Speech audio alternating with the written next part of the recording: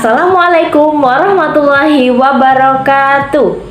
Perkenalkan, nama saya Alifia Wahyu Purwoandini dari Pendidikan Luar Biasa kelas 22B Universitas Argopuro, Jember, dengan mata kuliah Disabilitas Tunadaksa.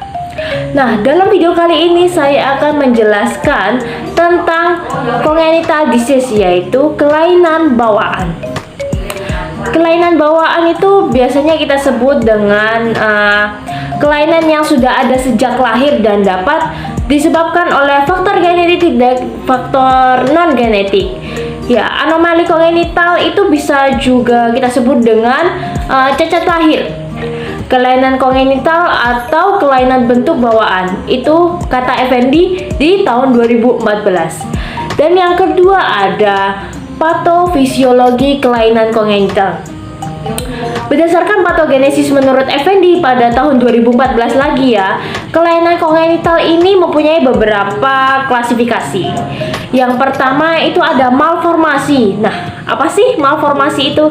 Ya, malformasi adalah suatu kelainan yang disebabkan oleh kegagalan atau ketidaksempurnaan dari satu atau lebih proses embriogenesis. Beberapa contoh malformasi itu misalnya bibir sumbing. Pasti kalian sering banget melihat orang dengan bibir sumbing. Itu termasuk dalam salah satu kelainan bawaan atau cacat lahir. Dan juga tanpa celah langit-langit, defek penutupan tuba neural, stenosis pylorus spina bifida, dan defek sekat jantung.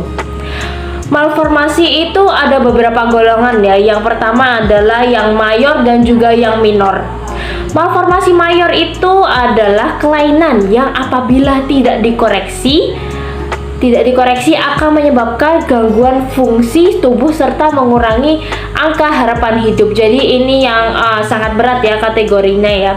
Sedangkan yang minor ini tidak mempengaruhi angka hidup ya. Jadi tidak berpengaruh banyak terhadap kehidupan, tidak mengganggu dari segi kehidupan. Sedangkan minor ini memang tidak ada masalah kesehatan yang serius ya, dan mungkin hanya berpengaruh pada segi fisik aja atau kosmetik ya. Malformasi pada otak, jantung, ginjal, ekstremitas, dan saluran cerna termasuk mayor ya, karena itu masuk dengan organ-organ paling penting yang ada di tubuh kita.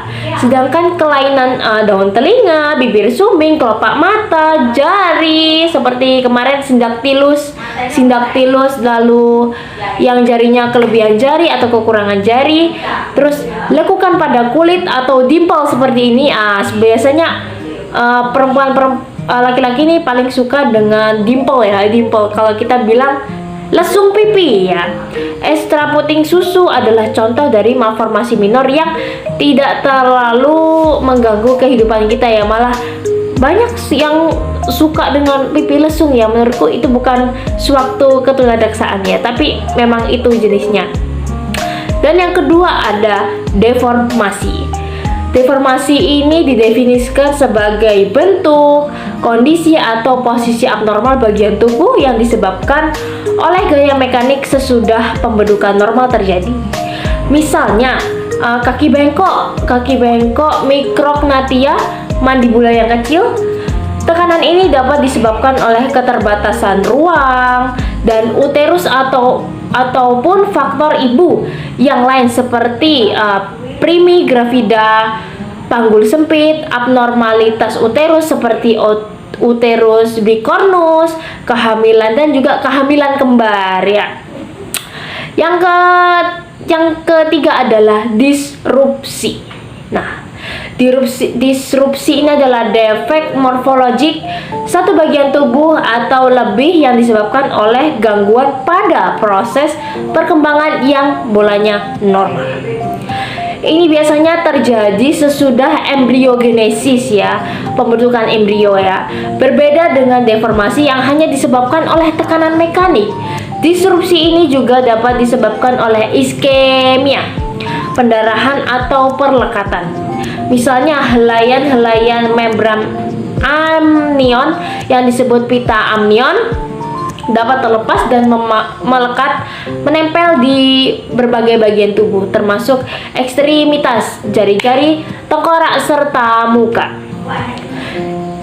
Lalu ada displasia. Istilah displasia itu dimaksudkan dengan kerusakan atau kelainan struktur akibat fungsi atau organisasi sel abnormal mengenai satu macam jaringan di seluruh tubuh. Sebagian kecil dari kelainan ini terdapat penyimpangan biokimia di dalam sel, biasanya mengenai kelainan produksi enzim atau sintesis protein.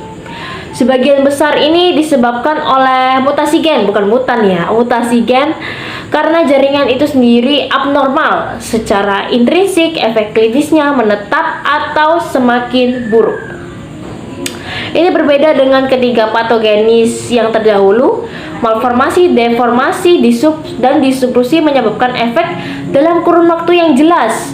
Meskipun kelainan yang ditimbulkannya mungkin berlangsung lama, tapi penyebabnya itu relatif singkat banget ya. Jadi singkat, bisa nggak lama-lama banget. Displasia dapat terus-menerus menimbulkan perubahan kelainan seumur hidup ya. Jadi kayak tidak bisa diubah lagi gitu. Dan ini yang selanjutnya adalah beberapa macam pengelompokan kelainan kongenital.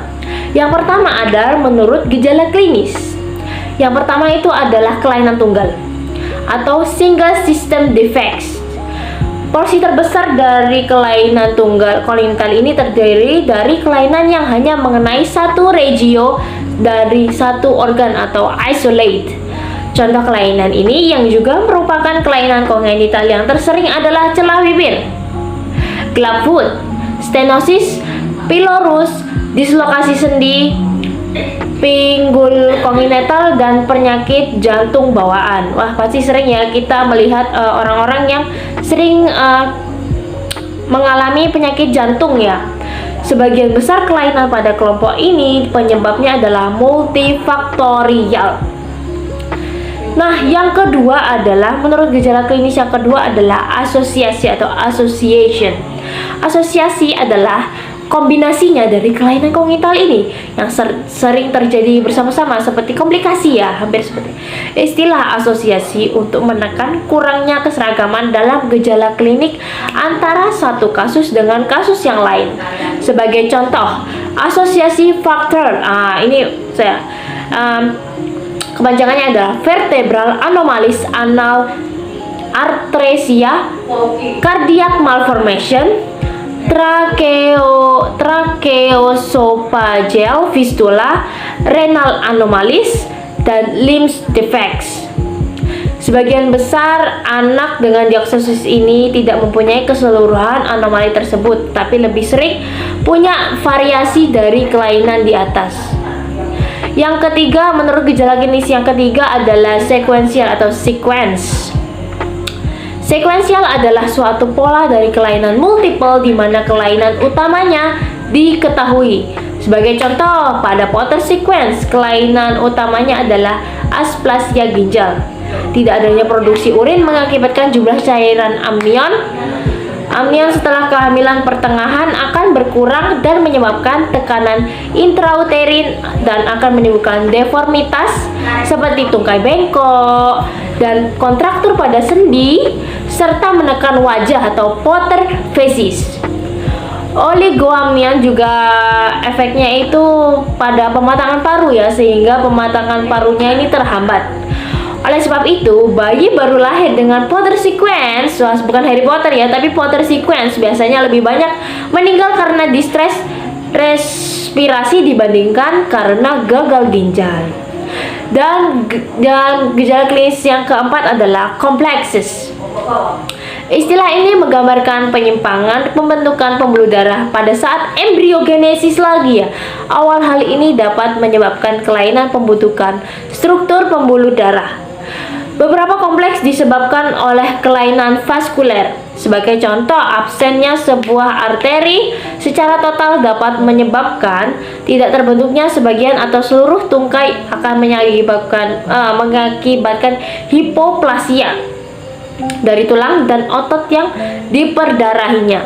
Contoh dari kompleks termasuk hemifacial microsomia, sacral agenesis, sirenomelia, Poland anomaly, dan Moebius syndrome. Nah, yang ini sindrom lagi ya. Yang kelima ada sindrom. Kelainan kongenital dapat timbul secara tunggal atau single, bukan jomblo, tapi single. Atau dalam kombinasi tertentu. Bila kombinasi tertentu dari berbagai kelainan terjadi berulang-ulang dalam pola yang tetap, pola ini disebut dengan sindrom. Nah, sindrom sendiri ini berasal dari bahasa Yunani yang berarti berjalan bersama. Pada pengertian yang lebih sempit, sindrom itu bukan diagnosis, tetapi hanya sebuah label yang tepat ya. Apabila penyebab dari suatu sindrom diketahui, sebaiknya dinyatakan dengan nama yang lebih pasti seperti Harlow syndrome menjadi mucopolysaccharidosis type 1. Terus menurut berat ringannya tadi kan sudah dibahas di awal kalau kelainan kongenital ini dibagi menjadi mayor dan minor. Yang pertama yang paling berat yaitu mayor. Kelainan mayor adalah kelainan yang memerlukan tindakan medis segera ya. Paling bahaya ya, dan ini karena mengancam angka kehidupan yang ada ya. Jadi bisa mengancam hidup kita. Karena kelainan itu hidup kita bisa terancam dan memerlukan tindakan medis segera demi mempertahankan kelangsungan hidup penderitanya. Yang kedua ada kelainan minor.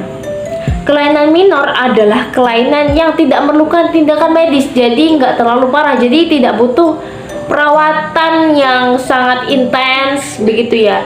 Dan menurut kemungkinan hidup bayinya itu lebih tinggi ya. Kelainan kongenital yang tidak mungkin hidup misalnya anencephalus.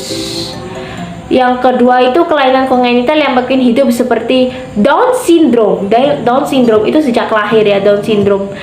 Dan spina bifida, meningomyelocele, phocomelia, hydrocephalus. Meskipun hydrocephalus ini lebih banyak bayi yang tidak kuat ya. Labiopalastokisis, kelainan jantung bawaan, penyempitan saluran cerna, dan atresia ani. Yang kedua itu ada menurut bentuknya. Yang pertama ada gangguan pertumbuhan atau pembentukan organ tubuh yang tidak terbentuknya organ cuma sebagian bentuk saja, seperti kelainan ginjalnya cuma satu atau paru-parunya itu mungkin cuma satu, tapi mungkin nggak mungkin ya. Kalau nggak gitu mungkin kembar siam ya. Nah, tidak sebenarnya sebagian organ saja yang terbentuk seperti anencephalus atau terbentuk tapi ukurannya kecil. Misal jantungnya kecil sekali ya, tapi ukurannya lebih kecil dari normal mikrosefali. Seperti mikrosefali adalah kepala yang sangat kecil. Kalau hydrocephalus itu kepala yang besar, sedangkan mikrosefali adalah kepala yang kecil ya. Yang kedua ada gangguan penyatuan atau fusi jaringan tubuh seperti labiopalatokisis, spina bifida, labiopalatokisis dan juga spina bifida. Yang ketiga adalah gangguan migrasi alat, misalnya mau rotasi usus dan juga testis tidak turun. Lalu ada 4 yaitu gangguan invaginasi suatu jaringan, misalnya pada atresia ani atau vagina. Yang 5 ada gangguan terbentuknya saluran-saluran, misalnya hipospadia, atresia, dan esofagus. Yang E ini adalah menurut tindakan bedah yang harus dilakukan. Yang pertama ini kelainan kongenital ini yang memerlukan tindakan segera dan bantuan tindakan harus dilakukan secepatnya karena kelainan kongenital tersebut dapat mengancam jiwa bayi ya. Salah satunya seperti kelainan kongenital yaitu kembar siam yang membutuhkan penanganan medis segera, mungkin karena bayinya dempet jadi organnya cuma ada satu saja. Yang kedua ada kelainan kongenital yang memerlukan tindakan yang direncanakan atau tindakan dilakukan secara efektif.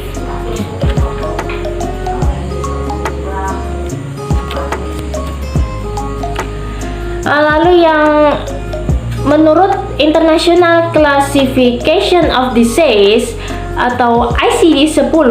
Adapun pembagian kelainan kongenital menurut klasifikasi secara internasional. Kalau tadi klasifikasi berdasarkan Indonesia ya, di secara nasional. Kalau yang ini adalah internasional, yaitu sistem ICD-10 dari Kemenkes 2018 sebagai berikut.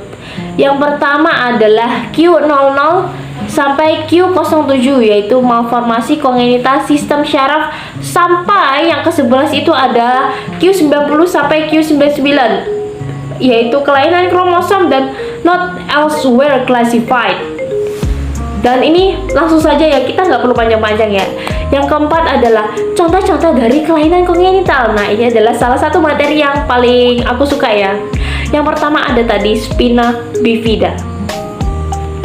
Spina bifida sendiri termasuk dalam kelompok neural tube defect, yaitu suatu celah pada tulang belakang yang sering terjadi karena bagian dari satu atau beberapa vertebra gagal menutup atau gagal terbentuk secara utuh. Kelainan ini biasanya disertai kelainan di daerah lain, misalnya hydrocephalus atau gangguan fungsional yang merupakan akibat langsung dari spina bifida itu sendiri ya, yakni gangguan neurologik yang mengakibatkan gangguan fungsi otot dan pertumbuhan tulang pada tungkai bawah serta gangguan fungsi otot, kata otot sphincter menurut Kyle pada tahun 2014. Lalu ada yang kedua adalah labiopalatoskisis, yaitu celah bibir dan langit-langit seperti ini. Labiopalatoskisis adalah kelainan kongenital pada bibir dan juga langit-langit yang dapat terjadi secara terpisah atau secara bersama-sama, yang disebabkan oleh kegagalan atau penyatuan struktur fasial embrionik yang tidak lengkap. Kelainan ini cenderung bersifat diturunkan atau hereditary, tetapi dapat terjadi akibat faktor non-genetik juga. Palatoskisis adalah adanya celah pada garis tengah palato yang disebabkan oleh kegagalan penyatuan susunan palato pada masa kehamilan 7-12 minggu. Komplikasi potensial meliputi infeksi, otitis media, dan kehilangan pendengaran juga, kata Prawiro Arjo pada tahun 2014. Yang selanjutnya ada hydrocephalus ya. Kalian pernah tidak melihat hydrocephalus secara nyata, maksudnya secara langsung gitu ya? Hydrocephalus sendiri adalah kelainan patologis otak yang mengakibatkan bertambahnya cairan di otak ya, atau cairan cerebrospinal dengan tekanan intrakranial yang meninggi, sehingga terdapat pelebaran ventrikel dan dapat diakibatkan oleh gangguan reabsorpsi atau LCS liquor cerebrospinalis atau diakibatkan oleh hydrocephalus non-communicans. Hydrocephalus ini dapat muncul sebagai hydrocephalus kongenital atau yang terjadi postnatal. Secara klinik ya, hydrocephalus kongenital dapat terlihat sebagai pembesaran kepala segera setelah bayi lahir. Jadi bayi lahir tuh langsung besar gini ya kepalanya ya. Atau terlihat sebagai ukuran kepala normal, tapi langsung pelan setelah lahir itu dalam 1 bulan kepalanya sudah membesar karena cairan itu nggak langsung ada gitu kan ya. Peninggian tekanan intrakranial menyebabkan iritabilitas, terus muntah, kehilangan nafsu makan, gangguan melirik ke atas, gangguan pergerakan bola mata, dan hipertonia ekstremitas bawah, dan hiperrefleksia. Etiologi hydrocephalus kongenital dapat bersifat heterogen. Pada dasarnya meliputi produksi cairan cerebrospinal di plexus chorioidalis yang berlebih, gangguan absorpsi di filus arachnoidalis, dan obstruksi pada sirkulasi cairan cerebrospinal, kata Kyle pada tahun 2014. Yang selanjutnya adalah anencephalus. Nah, ini adalah termasuk yang paling mayor ya, kelainan kongenital yang paling mayor itu ada anencephalus ya. Anencephalus adalah suatu keadaan di mana sebagian tengkorak dan otak tidak terbentuk dengan sempurna. Jadi makanya kenapa anencefalus ini sangat berbahaya dan benar-benar membuat angka kehidupan itu menurun sekali ya. Anencefalus ini merupakan suatu kelainan tabung saraf yang terjadi pada awal perkembangan janin yang menyebabkan kerusakan pada jaringan pembentuk otak. Salah satu gejala janin yang dikandung mengalami anencefalus jika ibu hamil mengalami polyhydramnion atau cairan kedeban di dalam rahim terlalu banyak ya. Jadi kalau nggak ada cairan kedeban tuh ya jangan, tapi kalau kebanyakan juga akan menyebabkan anak ini mengalami gejala tersebut. Nah, prognosis untuk kehamilan dengan anencefalus sangat sedikit. Jika bayi lahir hidup, maka biasanya akan mati dengan cepat ya, meninggal dengan cepat maksudnya dalam beberapa jam atau beberapa hari setelah lahir. Yang selanjutnya ada omphalokel. Omphalokel adalah kelainan yang berupa protusi isi rongga perut keluar dinding perut sekitar umbilikus, benjolan terbungkus dalam suatu kantong. Omphalokel terjadi akibat hambatan kembalinya usus ke rongga perut dari posisi ekstra abdominal di daerah umbilikus yang terjadi pada minggu ke-6 sampai minggu ke-10 janin ya. Terkadang kelainan ini bersamaan dengan terjadinya kelainan kongenital lain seperti Down syndrome ya. Pada omphalokel yang kecil umumnya isi kantong terdiri atas usus saja, sedangkan yang besar dapat pula isinya itu berisi hati atau limpa. Lalu yang selanjutnya adalah atresia esophagus, yaitu bila dilihat bentuk sumbatan dan hubungannya dengan organ sekitar, terdapat macam-macam penampilan kelainan kongenital dari atresia esophagus ini ya. Misalnya jenis fistula tracheoesophagus. Dari bentuk esophagus ini yang terbanyak dijumpai sampai 80% ya adalah atresia atau penyumbatan bagian proksimal esophagus. Sedangkan bagian distalnya berhubungan dengan trakea, bagian proksimal esophagus. Ya. Lalu yang selanjutnya ada atresia dan stenosis duodenum. Pada kehidupan janin duodenum ini masih bersifat solid ya. Perkembangan selanjutnya berupa vakuolisasi secara progresif sehingga terbentuklah lumen. Nah, gangguan pertumbuhan ini nih yang menyebabkan terjadinya atresia atau stenosis duodenum. Biasanya diikuti dengan kelainan pankreas anularis.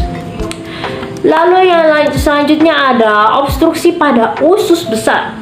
Salah satu obstruksi pada usus besar yang agak sering dijumpai adalah gangguan fungsional pada otot usus besar yang dikenal sebagai, wah ini agak susah banget ya, yaitu Hirschsprung disease, di mana tidak dijumpai plexus Auerbach dan plexus Meissneri pada kolon.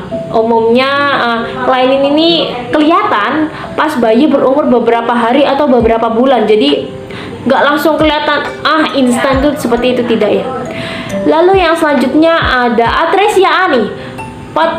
Patofisiologi kelainan kongenital ini itu disebabkan karena adanya kegagalan kompleks pertumbuhan septum urorektal, struktur mesoderm lateralis, dan struktur ektoderm dalam pembentukan rektum dan traktus urinarius bagian bawah. Secara klinis ya, letak sumbatan terdapat tinggi yaitu di atas musculus levator ani atau letak rendah di bawah otot tersebut. Kalau bayi perempuan ini umumnya sampai 90% ya adanya fistula yang menghubungkan usus dengan perineum atau vagina, sedangkan pada laki-laki umumnya fistula tersebut menghubungkan bagian ujung kolon yang buntu dengan traktus urinarius. Lalu yang ini yang paling sering kita temui ya, yaitu PJB, yaitu bukan JBB tapi PJB, yaitu penyakit jantung bawaan. Penyakit jantung bawaan ini ada macam-macam ya. Pada bayi yang lahir dengan kelainan ini, 80% dari mereka itu pasti mereka tidak akan selamat, atau dalam kata kurung yaitu meninggal dalam tahun pertama.